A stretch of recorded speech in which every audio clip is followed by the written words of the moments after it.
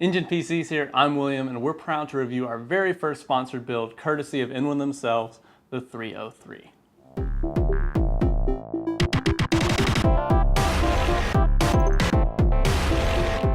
At $90, it's one of the cheapest entries into owning an InWin chassis, and with its contemporary and simplistic styling, it gives off the impression of a far more expensive case. In fact, it fits right at home, housing thousands of dollars of components, and in typical NGEN-PC style, we have fitted it with an i7-6850K, dual 1080 Ti's, and a fully custom water loop. And I will add that we haven't modified this case whatsoever, which brings me into the specifications. To start us off, there are two color variants of this case, white or black, neither of which include fans. But for $180, you can spring for the combo that includes InWin's Aurora fan starter kit as seen here, which we will go into more detail in another video here. This is a mid-tower case featuring 7 PCI slots, but had no problems accommodating our eATX motherboard. It's perfectly square at 19 inches by 19 inches, and the feet add half an inch of height. It is 8.5 inches wide, and to keep costs low, features steel construction, but they still managed to add a 3mm thick glass panel. The case totals 24 pounds by itself. One of the most prominent features of this case is the beautifully smoked tempered glass side panel featuring a toolless design, easily allowing it to be removed with one hand. Both the frame and handle are plastic, but this doesn't detract from the case's aesthetic. In keeping with the front, the rear panel has 2 thumb screws which also allow it to easily be removed. The front I/O features a pair of USB 2.0 and 3.0 ports, as well as your typical HD audio connections.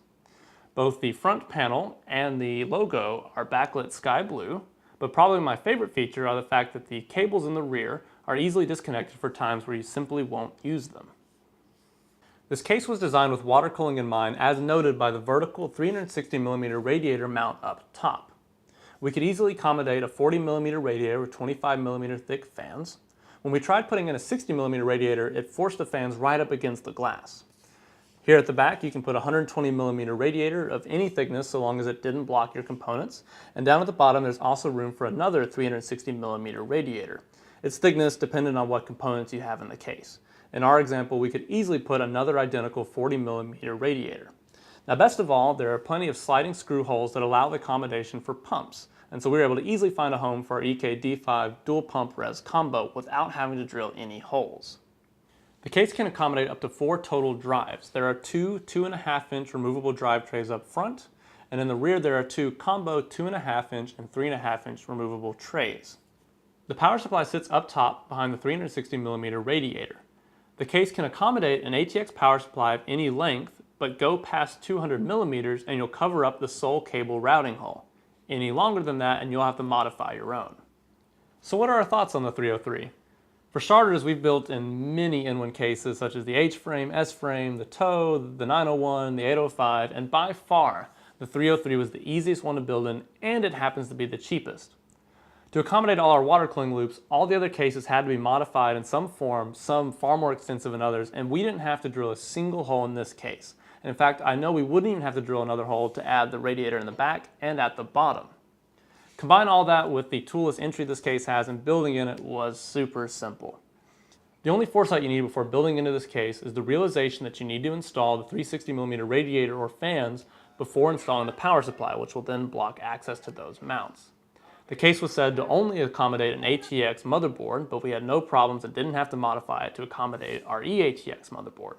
And along with that, there's ample room for cable management in the back, including a place to stash your cables, which you won't see so long as you have a radiator or fans installed.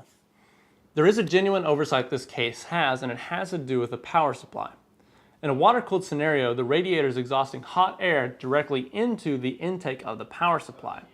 Now, this could have been avoided if InWin allowed the power supply to be rotated such that it was intaking cool air from the backside of the case, but it's such that it's forced to always pull in air from the radiator. This means that within minutes of our computer being turned on, our AX1200I's fans are kicking in, and unfortunately, they're the loudest we have in the case. Under full load, the power supply is putting out a near scalding amount of heat, and although it's probably under the threshold that it can handle, it makes me really uncomfortable seeing as even the most simple of cases on the market allow it to pull cool air in directly from outside of the case. Along with the power supply issues, there are only 2 cutouts to route cables through to the rest of the case, and that's an L cutout in the middle or along the edge near the I/O panel.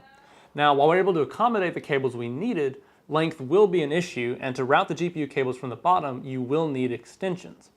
The last con we can think of has to do with the way the motherboard's oriented, and because it's all the way at the bottom, there's no room to route I/O cables through. So you have to route them from the side, which can lead to some really ugly crossed over cables. So do we recommend this case? Most certainly. We love the final results, and it's still one of the easiest InWin cases we've ever built in. It's just one of those cases that always has a clean look to the end, so even beginners can build something that they're proud of. But best of all, it doesn't forget that there are enthusiasts who are experienced at building, and it leaves us plenty of room to push this case to its limits. All of this for only $90, of course we recommend it, and can easily recommend it to both beginners and enthusiasts alike. If you'd like to see more videos like this, please subscribe. If you liked it, please give it a thumbs up. If you didn't like it, give it a thumbs down, and leave us some constructive criticism so we can learn and grow. From us here at NGEN-PCs, I'm William. Thanks for watching.